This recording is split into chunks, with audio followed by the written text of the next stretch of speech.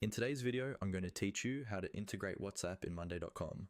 By the end of this walkthrough, you'll know exactly how to install the WhatsApp integration from the Monday.com marketplace and get yourself ready to start connecting your WhatsApp communications with your boards.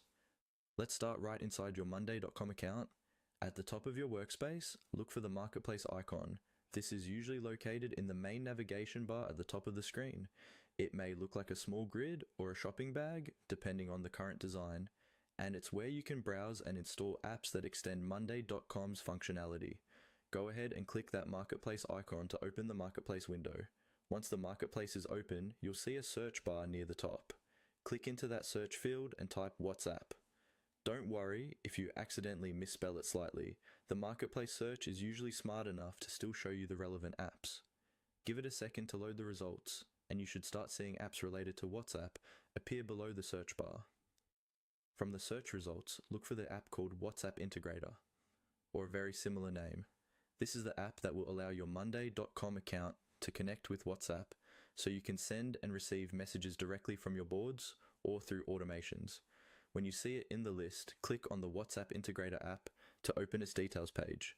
On the app's details page, you'll find a description of what the integration does, some screenshots, and information about pricing or trial options if those apply. Take a quick moment to review this information so you understand what features you're getting. When you're ready to proceed, locate the button that says Install App and click on it. This will start the installation process for your Monday.com account or workspace. After you click Install App, Monday.com will guide you through a series of on-screen prompts.